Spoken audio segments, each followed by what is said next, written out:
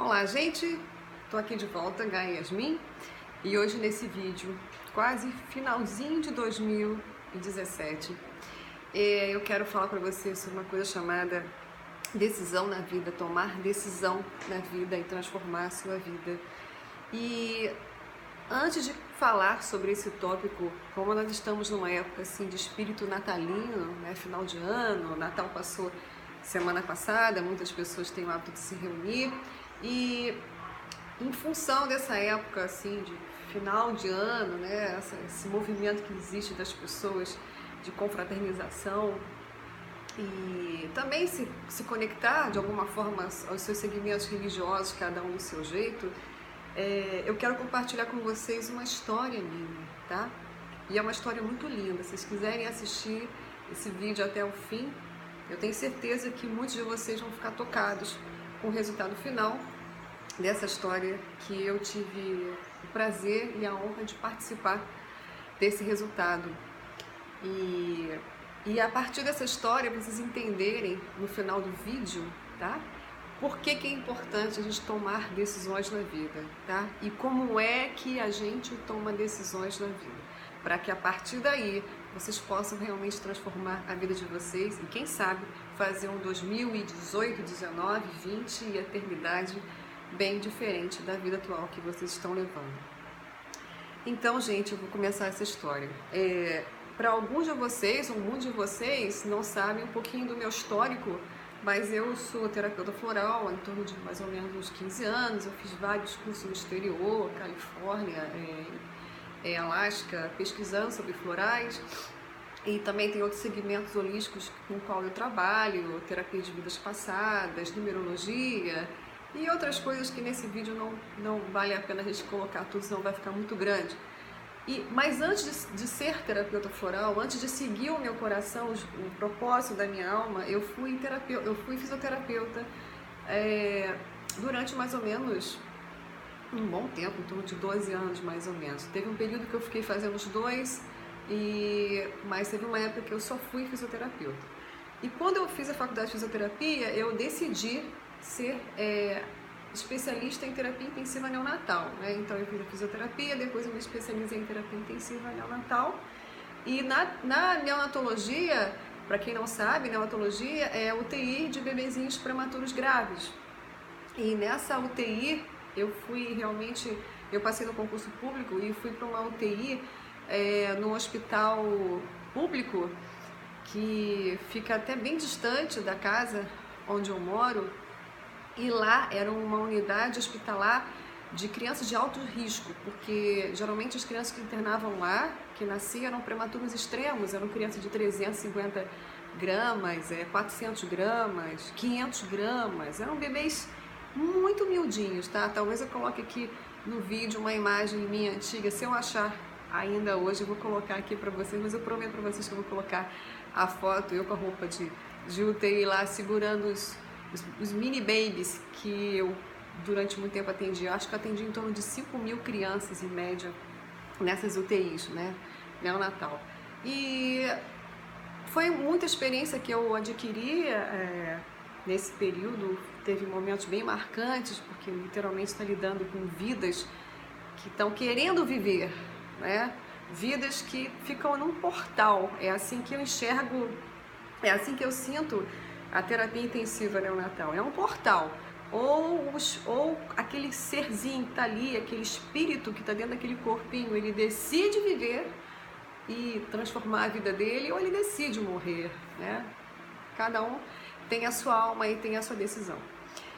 E então, ao longo desses anos que eu fui trabalhando lá como terapeuta, como fisioterapeuta, inclusive nessa época eu já estava até começando já a aspergir um pouquinho de florais, dos emergenciais para acalmar as crianças, mas nessa historinha que eu vou contar hoje para vocês, eu não estava com florais naquele dia, né? Eu acho que naquela época ainda não estava já administrando os florais, mas um dia eu cheguei no CTI e tinha uma criancinha que estava muito grave, gente, muito grave mesmo, um bebezinho que ele nasceu com mais ou menos 450, Não mais, não. Ele nasceu mais ou menos com seus 750 gramas. Eu agora não lembro, se eu lembrar depois eu corrijo o vídeo para vocês. E quando eu olhei a cena assim que eu cheguei no CTI, eu vi que naquele dia a equipe médica estava menor, né? Tinham 2 médicos, 2 neonatologistas que precisaram ser removidos para atender em outros segmentos do hospital. E aí só tínhamos 2 neonatologistas lá de plantão. E aí para muita criança, a UTI geralmente públicas são cheias de criança, para quem não sabe disso. Para 2 médicos realmente fica bastante pesado e tenso, né?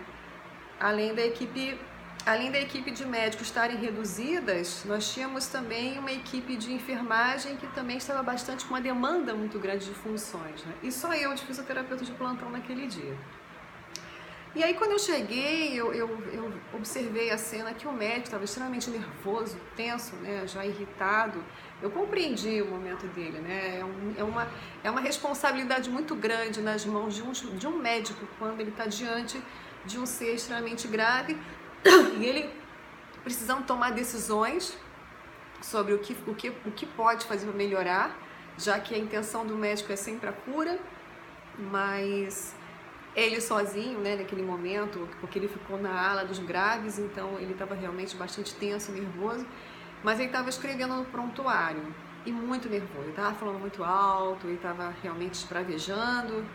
E a equipe da enfermagem já começa a ficar um pouco mais, né, também desarticulada, porque se os médicos começam a ficar tensos, a equipe da enfermagem também começa a sentir essa energia e já começa a ficar um clima tenso para todo mundo, né?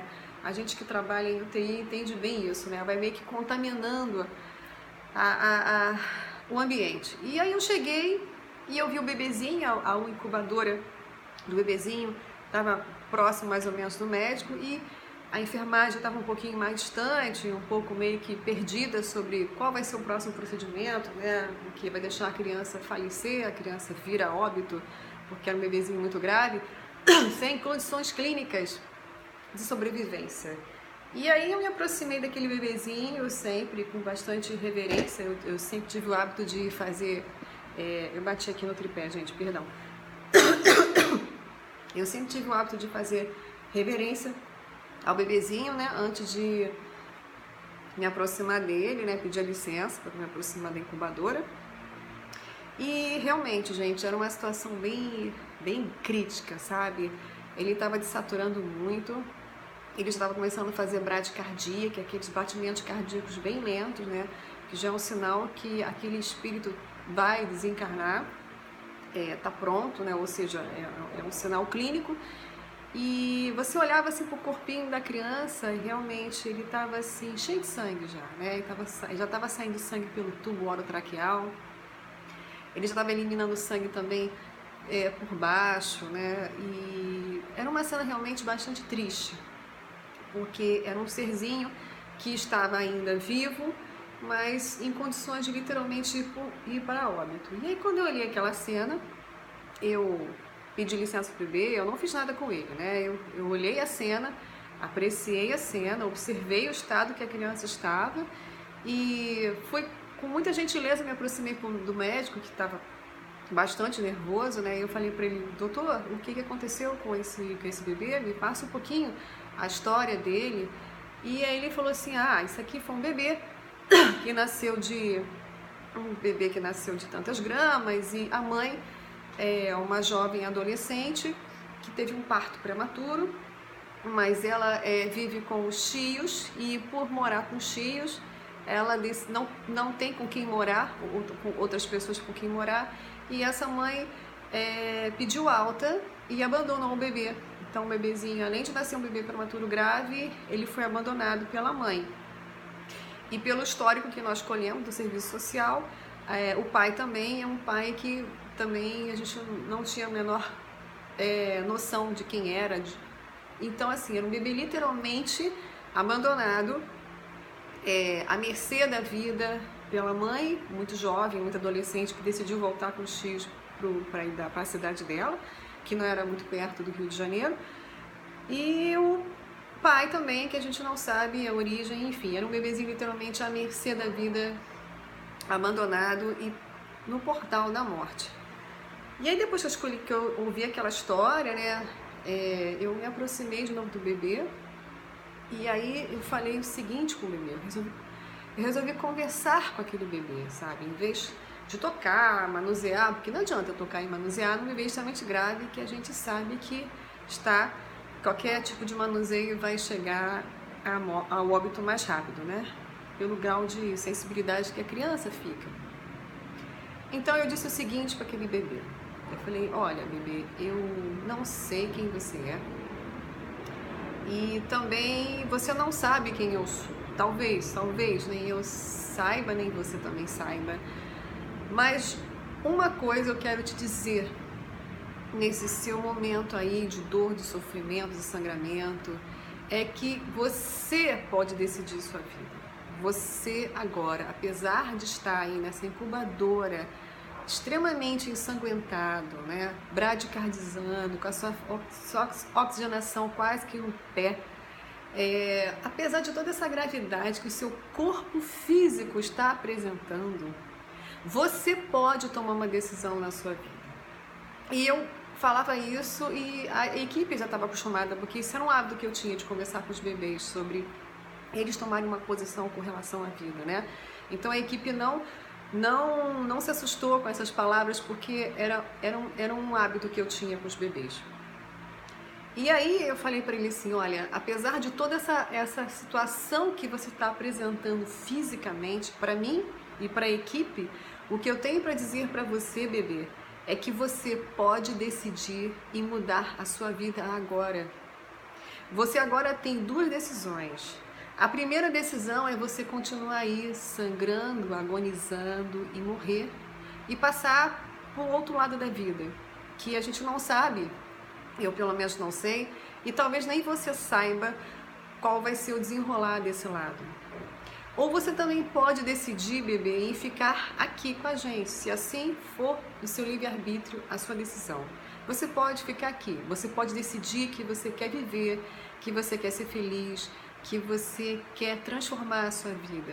E aí você vai parar de sangrar, e aí você vai conseguir sobreviver.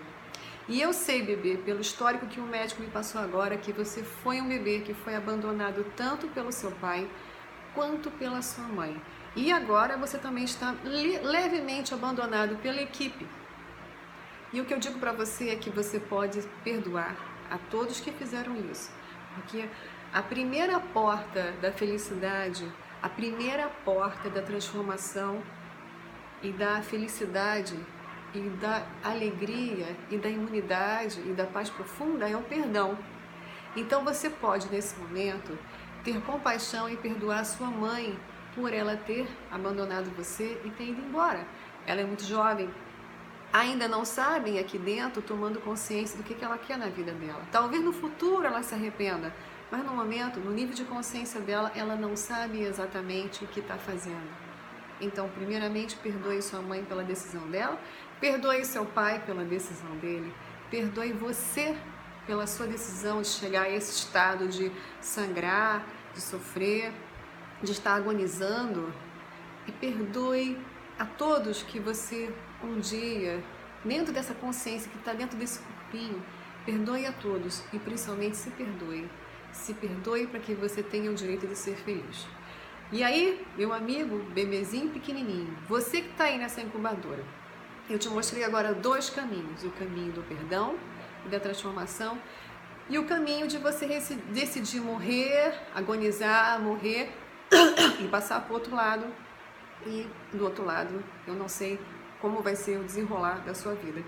Mas se você decidir, bebê, ficar aqui com a gente, se você decidir ficar na vida, se você decidir ficar desse lado, eu quero que você dê um sinal para a gente da equipe.